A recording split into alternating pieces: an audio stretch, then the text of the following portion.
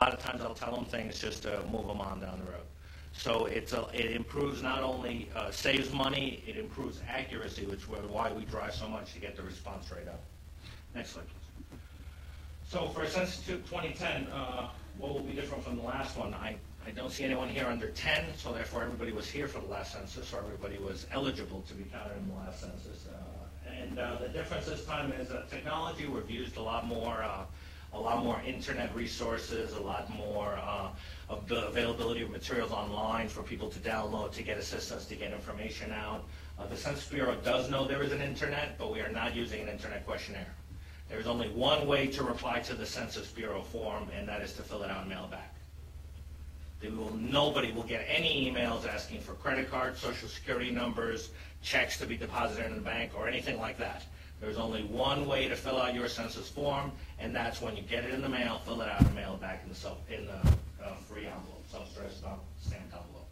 Why are we not doing internet? We've done studies on that for the internet questionnaire, and it turned out that the people that were likely to go online and fill it out were the same people that were likely to fill it out at home and mail it back. So therefore, there wasn't any gain in response rate, and that's what we're all about. We need to gain response rates into these hard-to-count communities. Also, we were very, very frightened of the concept of confidentiality. The Census Bureau only has one chance. If there is ever a story out there that, hey, confidentiality was violated and my returns are available online somewhere, it's game over. We have a tough time enough getting people's trust.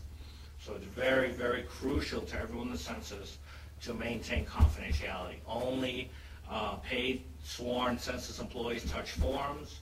We are the only ones that actually collect the information and use it, and we don't share it with any other government agency, nor anyone else. And the fines are very stiff and include jail time, so it's just something we don't fool around with. So we couldn't figure out how to make it 100% bulletproof about 4 years ago when it would have had to be done. So there is no internet questionnaire. Everything's by mail. Short form only census. In the last census, if you remember, we had there was something called long form, which was 23 pages. Yes, and some lucky people got them. And boy, did we hear it. Anyway, but that's okay. That information was needed. But what we've done is we've managed to change it and now created something called the American Community Survey, which is a statistical sampling survey that happens month in and month out. So we don't need to use the long form during the census, which makes our job easier. So it's a short form only census. There are 10 questions on the questionnaire.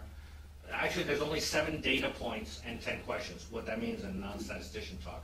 That means that we ask 7 things that we really want to know about, and there's 3 things that we ask just for verification, like can we have your phone number so we can call up in case you blur your form or something of that nature. So there's 7 basic data questions they have to answer. Our estimates for really slow people is that it takes 10 minutes. If you go through it, it'll take you 2 minutes to do the questionnaire. Yeah. Just to let everyone know, in your binder on the left-hand side, there's a sample. Great. And actually, that's our number one selling tool, because everybody hears census and the government's collecting information, everybody starts to lose their mind.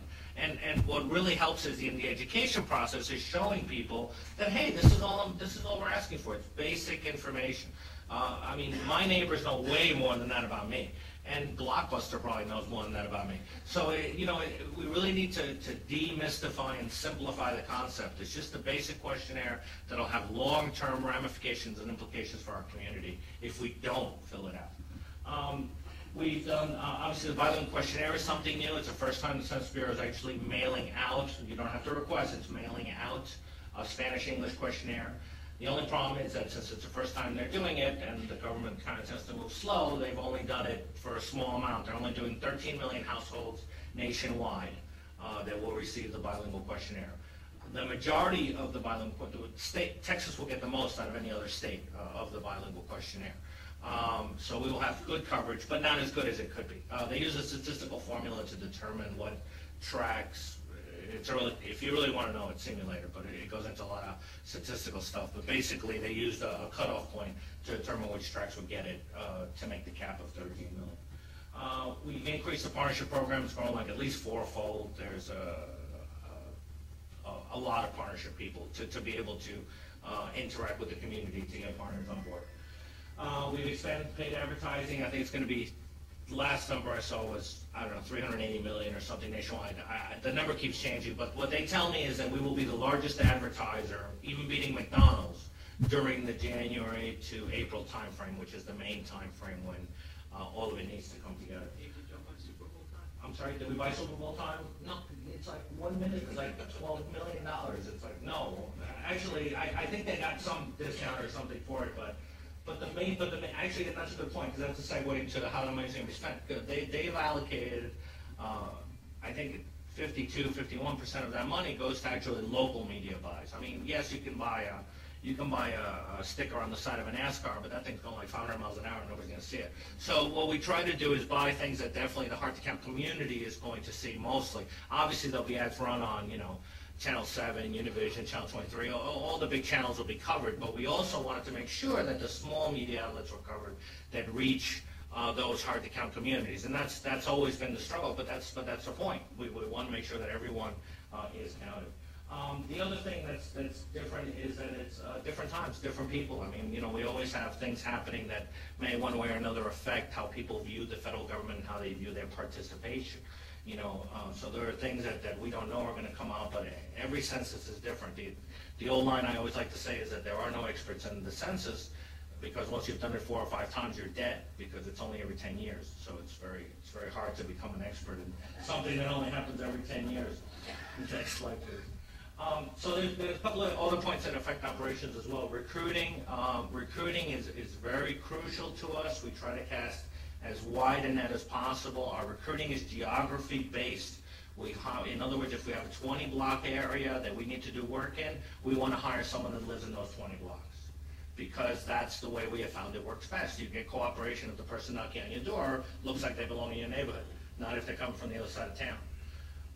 And so when we started recruiting, which I'll give you a timeline in a second, when we started recruiting operations, we really need to get everywhere. So therefore we make recruiting as simple as possible. You don't have to go online, you don't have to download an application and print out your resume and have X and Y experience. No, all you gotta do is call 1-866 number, which I'll give you in a second. You're ready to write it down. You have to call one number, and that will lead you to a local site in your neighborhood where they're testing, where you can get in the system for the job, and then you're hired based on test score. Veterans preference first, because we owe it to our veterans to employ them, so we hire veterans first, and then after that it's basically on score. I've had issues in Texas where a retired county judge was really angry at me because he didn't get picked for the last operation, even though he took the test, but his friend who was a plumber who lived right next to him did get picked. Unfortunately, I had to tell him he didn't score as high as the plumber next to him, which is why he didn't get picked. I don't know what that means, but I'll just leave it at that.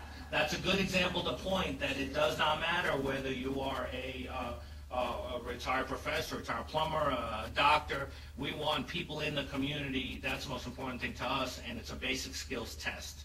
So it's something that we can try to demystify and calm down. We also have a website that has a practice test on it as well, so get people acclimated with it. Group quarters, we do count the homeless, we do count prisoners, we do count people in long-term nursing care facilities. There's a variety of procedures we do for those. They involve basically the same steps as I outlined for the census, identifying where they are, figuring out a way to count them, because some are different than others. We count, obviously, maximum security prisons differently than we do nursing homes. But nonetheless, there are homes that are not the traditional home, including the homeless shelter, including the campground where we know 2 or 3 people sleep on April 1st. We try to identify all those places first. We figure out a way of enumerating them, and we count them. The homeless population, or people in non-traditional housing, as you can imagine, is one of our hardest groups to count. How that's done is we identify, work with communities to identify all the locations. Our partnership staff works with local governments and everybody else to try and identify all the places where the homeless congregate in non-traditional locations. And then we go out to them over a 3-day period. We go to, it's called targeted outdoor non-shelter locations. We love acronyms. And so they go out to those places during that 3-day time frame and count them at the soup kitchen, try to approach them under the bridge and count them, or at the campground, etc. Obviously, that's a very complicated operation. We train our people differently to be able to outreach that population. But that's how it's done. Last census, we did it in one night only across the whole nation, and the numbers were not good. And it's still very hard to find good numbers as to what that population is. I've seen tremendous variances. So, but we hope that this approach will get us better numbers this time.